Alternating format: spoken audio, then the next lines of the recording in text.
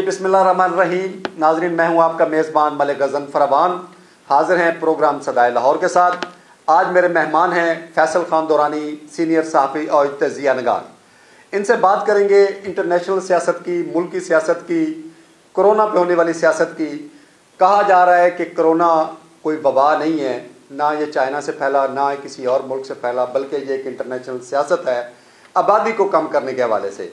तो इस हवाले से हम फैसल खान दुरानी से जानेंगे। फैसल साहब, बताइएगा कोरोना असल चीज़ क्या थी और ये जो इंटरनेशनल सियासत का कहा जा रहा है, इसके पीछे क्या असबाब क्या हैं क्या चीज़ ये? बिस्मिल्लाहिर्रहमानिर्रहीम।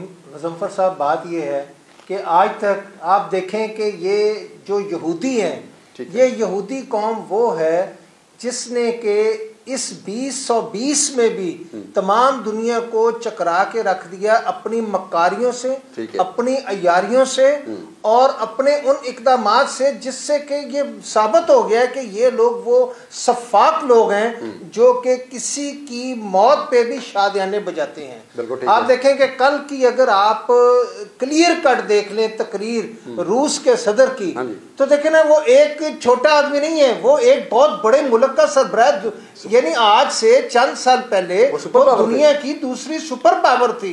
उसने भी क्लियर कट कह दिया कि ये तमाम कारस्तानी जो है ये सिर्फ यहूदो नसारा की है, जिसके बारे में आका दो जहान मोहम्मद मुस्तफ़ा सल्लल्लाहु अलैहि वसल्लम ने फरमाया है कि यहूदो नसारा पे कभी एतबार ना करना। आप ये देखें कि हम इसमें सर गलती हमारी अपनी है। ठीक है, देखिए गज़नफ़र साहब, हमारे इस्लामी ममालिक आज तक इकट्ठे नहीं हो सके। उसमें नफाक किसने डाला, तफरका किसने डाला? इन यहूदियों ने डाला। आपको बड़ी अच्छी तरह पता है कि आप और मैं दोनों पंजाब असम्बली के बाहर उस वक्त भी रिपोर्टिंग करते थे जिस वक्त ये जुल्फ़िकार अली भुट्टो साहब जो थे वो बाकायदा तौर पे बनाना चाहते थे, एक मुसलमानों का ब्लॉक बनाना चाहते थे, एक मुसलमानों का बैंक बनाना चाहते थे, लेकिन अमेरिका ने नहीं बनने दिया। और आज अब ये देखें, आज ये बात क्लियर कट सामने आ गई है कि ये बेसिकली कोरोना वायरस की जो बीमारी पूरी दुनिया में फैलाई गई है, इसके पीछे यहूदो नसारा है। इसराइल में क्यों नहीं हुआ? मुझे बताएं कि एक सिंगल पेशेंट इसराइल में नहीं है। क्यों? कि इसराइल ने जिस तरह 9/11 का वाकया किया, आपको याद होगा, 9/11 में तमाम के तमाम यहूदी बाहर आ गए और उसके बाद किसी को कुछ नहीं। तो हर बार जो बीमारी आए, जो आफत आए, जो तबाही आए, वो यहूदी हर दफा बच जाते हैं। फैसल, ये क्या तरीका है दुनिया की आबादी को कम करने का जी, कि वसाइल थोड़े हैं, आबादी ज्यादा है, तो आबादी कम करें, ये कोई तरीका है आबादी कम करने का? देखिए सर, बेसिकली आबादी कम नहीं करना चाहते। आबादी कम इस लिहाज से आप कह सकते हैं करना चाहते हैं कि वो पूरी दुनिया की मईशत पर काबज होना चाहते हैं। ठीक है, उन्होंने ये देखा कि देखें, जापान ने एक दफा तरक्की की जब उन्होंने गाड़ियां बनानी शुरू की। ठीक है, जर्मनी ने तरक्की की, हांगकांग ने तरक्की की, सिंगापुर तरक्की की मनाजिल तय कर रहा था, दुबई जो था वो इंटरनेशनल वहां पर वो बन गया था और उसके बाद किस तेजी से तरक्की कर रहा था। और अब पाकिस्तान देखें, ग्वादर के बाद चाइना और पाकिस्तान के मिलने से इस वक्त दुनिया की मईशत पे अल्लाह के फजल करम से पाकिस्तान की एक हैसियत होनी थी, लेकिन ये सिर्फ और सिर्फ जो है ना मईशत पे कब्जा करने के लिए ये वायरस जो है ये भेजा गया। और इस वायरस की वजह से आप देखें कि इस वक्त पूरी दुनिया में तबाही मची हुई है, जिसका जिम्मेदार सिर्फ और सिर्फ जो है इसराइल अमेरिका है। लेकिन हमारे हुक्मरानों ने अल्लाह के फजलो करम से, वो कोई भी नून लीग आए, पीपल्स पार्टी आए, तहरीक इंसाफ आए, हम लोग भी, हमारे भी आप देखें ना, हमारे ब्यूरोक्रेट्स, हमारे हम तमाम जो है ना अमेरिका का वीजा लगाने के लिए भाग रहे होते हैं, अपने बच्चों को अमेरिका में पढ़ने के लिए भेज रहे होते। क्यों? मुझे बताएं। अच्छा फैसल, दुनिया में चलो कोरोना फैला, वबा फैली, एक दहशत फैली, लोगों ने वबाई मराज से बचने के लिए तहफ़्फ़ुज़ात किए। दुनिया की हर हुकूमत ने अपने शहरियों को, अपने मुल्क को कोई ना कोई रिलीफ दिया। हमारे वज़ीर-ए-आज़म साहब ने तीसरी दफ़ा प्रेस कॉन्फ्रेंस की है और जाते जाते कौम तो सोच रही थी कि 10-20 अरब डॉलर का कोई रिलीफ पैकेज देंगे, वो जाते जाते अपना अकाउंट नंबर दे गए। देखिए जी, बेशुमार फ़ोन आए और हर शख्स ये चाह रहा था कि जिस तरीके से दूसरे ममालिक जो है ना वो उनको राशन दे रहे हैं और बहुत सारी चीजें दे रहे हैं, जिसमें उनकी तनख्वाहें जो है उनको डबल तनख्वाहें दे रहे हैं, यानी हर तरह की रिलीफ मेडिकली भी और फिजिकली भी वहां के अवाम को मिल रही है। लेकिन पाकिस्तान वो बदकिस्मत कौम है, वो बदकिस्मत लोग हैं पाकिस्तान में रहने वाले, जिनके ऊपर हमारी ही कोताहियों और गलतियों की वजह से हम अपने ऊपर उन लोगों को यानी हम अपने ऊपर वो नाजल कर लेते हैं, उस अजाब की तरह नाजल करते हैं जिन्होंने हमेशा हमारा गला काटा। मुझे बताएं कि जब से क़याम पाकिस्तान से लेकर आज तक, मोहम्मद अली बोगरा से लेकर, आप बताएं क्या हुआ? क्या अगर अयूब खान जो था वाहद हुक्मरान था, अयूब खान जिसके दौर में डैम बने, अयूब खान बहुत कुछ करना चाहता था, लेकिन आपने जनाब अली सियासतदानों ने, चाहे वो भुट्टो चाहे कोई, उसका खात्मा कर दिया। बिल्कुल आपने कभी पाकिस्तान में अच्छे लोगों को आगे नहीं आने दिया।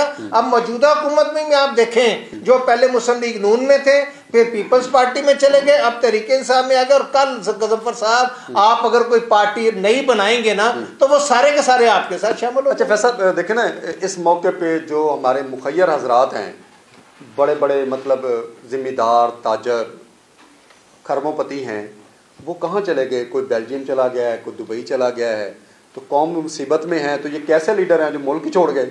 देखिए जी, इमरान खान साहब गरीब आवाम से, जो बेचारा दिहाड़ीदार मजदूर मजदूरी नहीं कर सकता, दुकानें लोगों की बंद हो गई, बिल्कुल मुकम्मल तौर पे मईशत तबाह बर्बादी पे चली गई, वहां मुझे बताएं मियां मंशा साहब किधर गए हैं? किधर गए? खरबों रुपया लूटने वाले मियां मंशा साहब किधर गए हैं? जनाब बड़े बड़े दावे करने वाले मलक रियाज साहब, वो जनाब किधर गए हैं? जहांगीर तरीन साहब किधर गए हैं?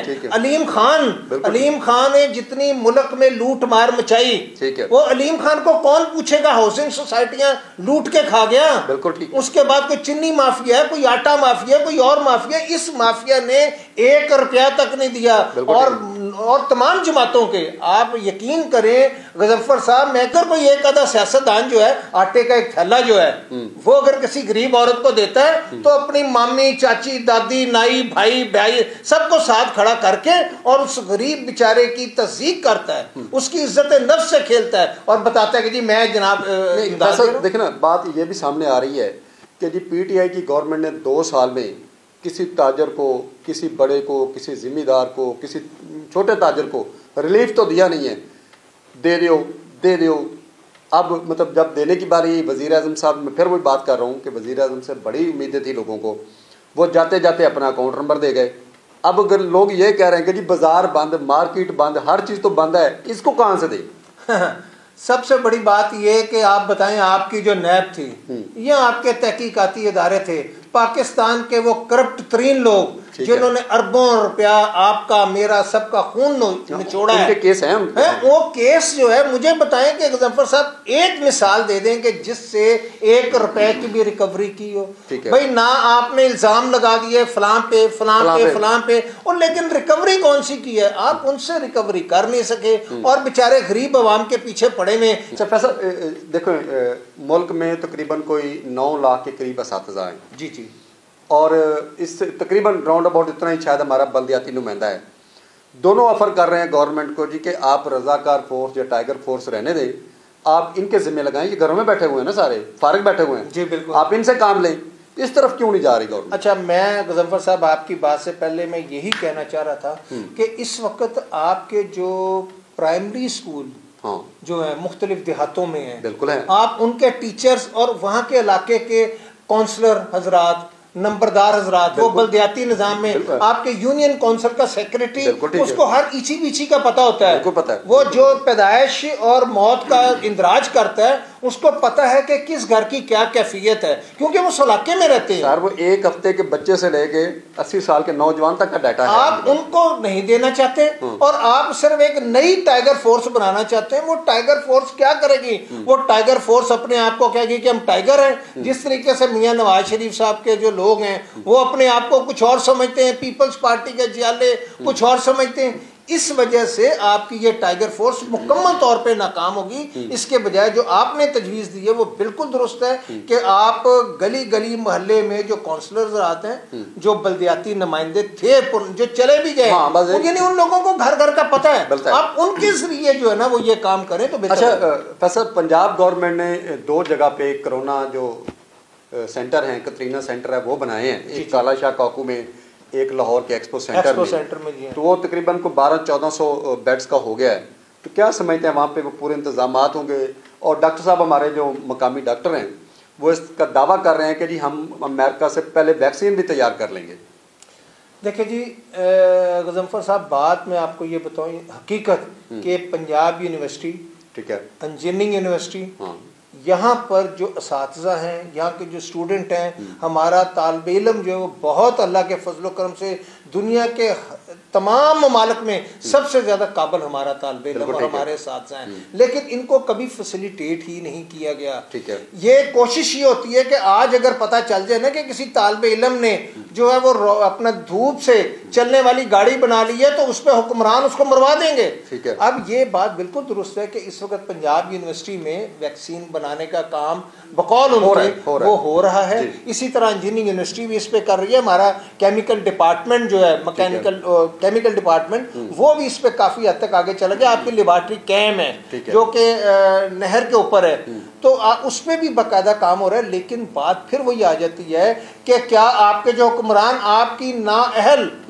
वजीर सेहत जो है वो सिर्फ और सिर्फ फोटो सेशन कराती हैं। वो तो मेरा ख्याल है कि उसके बारे में तो ये भी दावा किया गया कि शायद उनकी MBBS की डिग्री भी असली है कि नहीं असली। अच्छा, आखिर में बताइएगा कि लॉकडाउन की जो सूरत हाल है, कहा जा रहा है कि आगे आने वाले दिन थोड़े से और पेचीदा हैं, तो क्या हिफाजती इंतजाम गवर्नमेंट जो कर रही है, पंजाब गवर्नमेंट जो कर रही है, आप इस पे सेटिस्फाई हैं? क्या तजवीज़ देंगे इस पे? और आप गजनफर साहब हैरान होंगे कि 2-2 अरब रुपए की मेडिसिन जो लोग पहले खा गए, अब N95 मास्क अगर आते हैं, देखे ना, वफाकी हुकूमत कहती है कि हमने आपको सारी किट्स दे दी। अब वो किट्स जो है ना, वो सारी की सारी इनडायरेक्ट जो है ना, वो मुख्तार शाह और अख्तर रशीद के पास चली जाएंगी, क्योंकि वो दोनों जो है ना यास्मीन राशिद के फ्रंट मैन है। जब उन दोनों के पास चली जाएंगी, वो अपनी मर्जी से, अब कल सईद अलाई साहब भी आ गए, बीच में कूद पड़े। अब सईद अलाई साहब भी उनका एक खास ग्रुप है जनाब, बड़े एक्सपर्ट है। यानी ये लोग खेंचल, असल में दूसरी बात ये कि ये वो लोग हैं जिनको मौत का कोई खौफ नहीं है।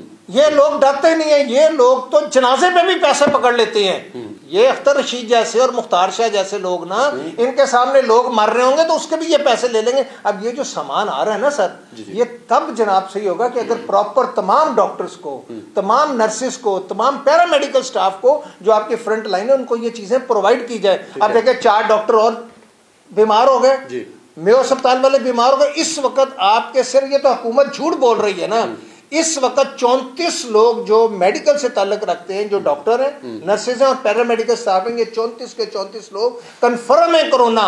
वो इसलिए कंफर्म है कि सर उनके पास किट्स ही नहीं है। और वो किट्स किनके पास है? वो सिर्फ यास्मीन राशिद ने, जो उसमें से आप ये देख लीजिएगा आधी से ज्यादा किट्स तो बिक जाएंगी। ठीक है, आधी से ज्यादा किट्स जो है ना वो बिक जाएंगी। बिल्कुल ठीक, मास्क बिक जाएंगे। फैसल, थोड़ा सा आखिर में अपने जो मीडिया के हमारे हालात हैं, हमारे मीडिया हाउसेस का जो रवैया है, उस पर भी थोड़ा सा ज़रूर फरमाइएगा। ना किसी को सैलरी दी गई, ना किसी को किट दी गई, ना किसी को अद्वियात दी गई, ना किसी को राशन दिया गया। किन के लिए काम कर रहा है मीडिया? किसके लिए काम कर रहा है रिपोर्टर? किसके लिए काम कर रहा है हमारा प्रोड्यूसर? थोड़ा सा रोशनी ज़रूर पाए।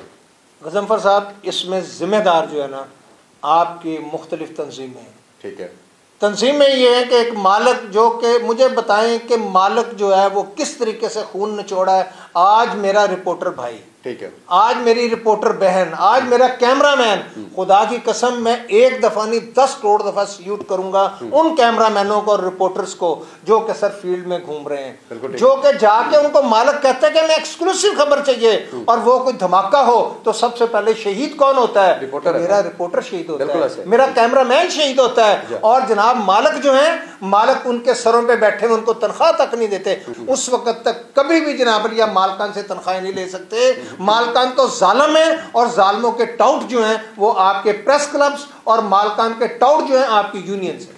जी नाजरीन, देखा आपने आज हमारा आज का प्रोग्राम सदाए लाहौर।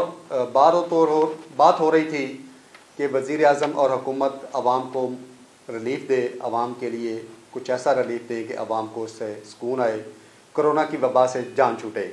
दूसरी तरफ फैसल खान दुरानी का कहना था कि मीडिया मालकान से निपटने के लिए सख्त पॉलिसी बनाना होगी। इसी के साथ इजाज़त दीजिए। पाकिस्तान जिंदाबाद।